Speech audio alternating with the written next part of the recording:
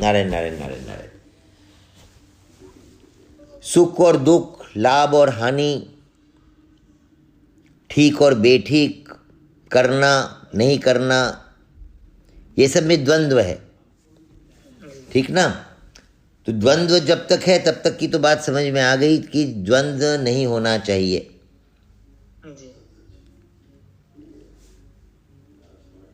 द्वंद्व तब होता है जब हम दो के बीच में भेद देखते हैं, दोनों में अंतर देखते हैं, मेरे में और दूसरों में, मैं, तू, यह और वह, ये चार चीज बोलते हैं महाराज जी,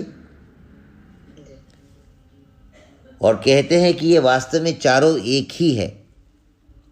मैं, तू, यह और वह में कोई भेद नहीं है। तो जब तक हमें भेद दिख रहा है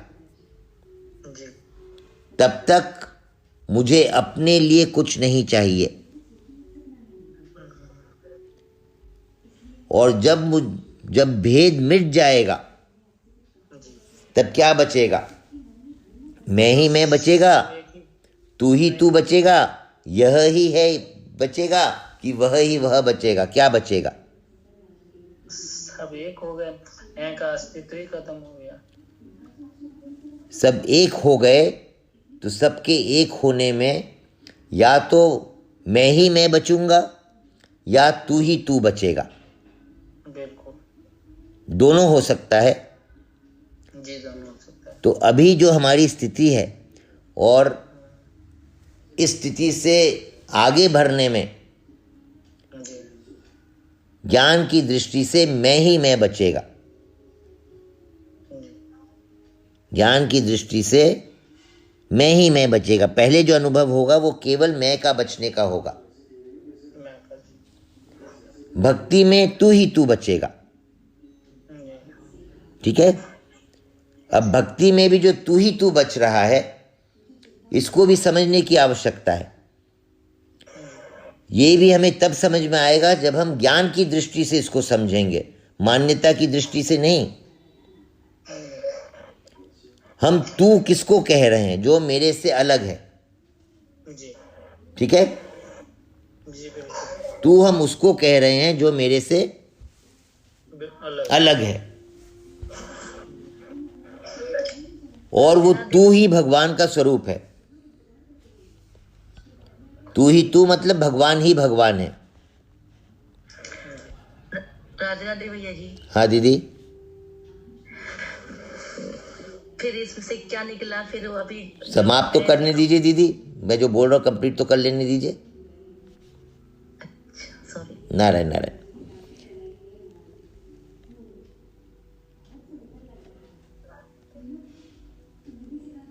तू ही तू में ये शरीर भी तू है, मन भी तू है, बुद्धि भी तू है, इंद्रियां भी तू है, अहम भी तू है। तू ही तू में मैं की सत्ता ही नहीं बचेगी। आज हम क्या कर रहे हैं? आज उसको हम तू नहीं मान रहे हैं, उसको तेरा मान रहे हैं। तो जहां तेरा मान रहे हैं उसकी स्वतंत्र सत्ता या उसकी अलग सत्ता को हम स्वीकार कर रहे हैं। पहले वाली स्थिति में मैंने कहा कि मैं ही मैं बचूंगा, मैं के सिवाय कुछ नहीं बचेगा। तो जब मैं ही मैं बचेगा, जब केवल मैं ही बचेगा, यानी अहम ब्रह्मास्मि, तो अब मैं जो कुछ भी चाहूंगा किसके लिए चाहूंगा? केवल और केवल अपने लिए चाहूंगा, क्योंकि दूसरे की सत्ता ही नहीं है। या तो दूसरे की सत्ता ही नहीं रहेगी या मेरी ही सत्ता नहीं रहेगी। तो या तो केवल मैं मेरे लिए मांगूंगा या केवल मैं दूसरों के लिए मांगूंगा। कुछ मेरे लिए और कुछ तेरे लिए, कुछ मेरे लिए और कुछ दूसरों के लिए, ऐसा होगा ही नहीं। जी बिल्कुल।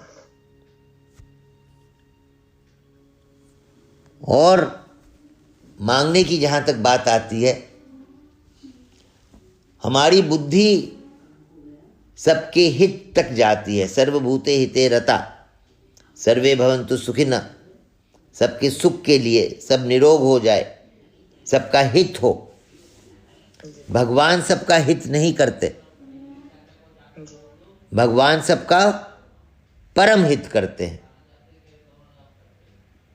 जी तो हमें तो यही रखना चाहिए कि अंत में वही करें आप जो आपकी मर्जी हो। जो आपकी मंजूरी। अहम ब्रह्मास्मि में हम भगवान को अपने से अलग नहीं मानते। जो आपने शुरू में प्रश्न किया अंश और वंश की, जी जी तो अहम ब्रह्मास्मि में हम अंश हैं, समुद्र में बूंद है, तो बूंद समुद्र से अलग नहीं है, अंश अंशी से अलग नहीं है। पर भक्ति में भगवान का अंश, भगवान का वंश बन गया। हम भगवान के बच्चे हैं, हमारा भगवान के साथ संबंध है। संबंध है। ज्ञान में संबंध नहीं जुड़ सकता, ज्ञान में हम उनमें तल्लीन हो जाते हैं, उसमें विलीन हो जाते हैं। जी ज्ञान में अंश और अंशी का संबंध नहीं है। भक्ति में दोनों का संबंध है। भक्ति में संबंध है और इसमें ज्ञान में एकाकारता है। बिल्कुल, ज्ञान में एकत्व है, एकाकारता है। ठीक कहा आपने। ज्ञान में कहीं सूक्ष्म घमंड नहीं आ जाएगा? क्या चीज में दीदी? ज्ञान मार्ग में, अहम ब्रह्मास्मि में। ज्ञान में महाराज जी कहते हैं कि सूक्ष्म अहम बहुत दूर तक रहता है, परंतु वो सूक्ष्म अहम ज्ञान होने के बाद जो सूक्ष्म अहम रहता है वो बंधन कारक नहीं है, वो जन्म मरण देने वाला नहीं है, परंतु वो प्रेम प्राप्त करने नहीं देता। उस सूक्ष्म अहम के कारण प्रेम की प्राप्ति नहीं होती। तो अगर ज्ञान में आग्रह न हो तो ज्ञान के बाद प्रेम में प्रवेश अपने आप हो जाता है। समीपता पर है और ज्ञान में दूरी है। हाँ जी, क्या कहा दीदी आपने? ज्ञान में दूरी और भक्ति में समीपता है। ज्ञान में दूरी नहीं कही जा सकती। प्रेम होने के लिए ज्ञान होना आवश्यक है। ज्ञान में अभेदता है, ज्ञान में तात्विक एकता है, एकाकारता जिसको कहा गया। तो एकाकार हुए बिना प्रेम नहीं हो सकता। जब तक आप अपनी, प्रेम बड़ा है। इसमें बड़े और छोटे की बात नहीं है, इसमें क्रम के अनुसार चलिए। अगर हम अनुभव करना चाहे तो ज्ञान में आनंद है और भक्ति में जो प्रेम है उसमें एक विरह है, वो एक मतलब वो अलग अलग भाव आते हैं भक्ति में। अब सुनिए बात सुनिए, अब बात सुनिए, ध्यान दे के सुनिए। नारायण नारायण।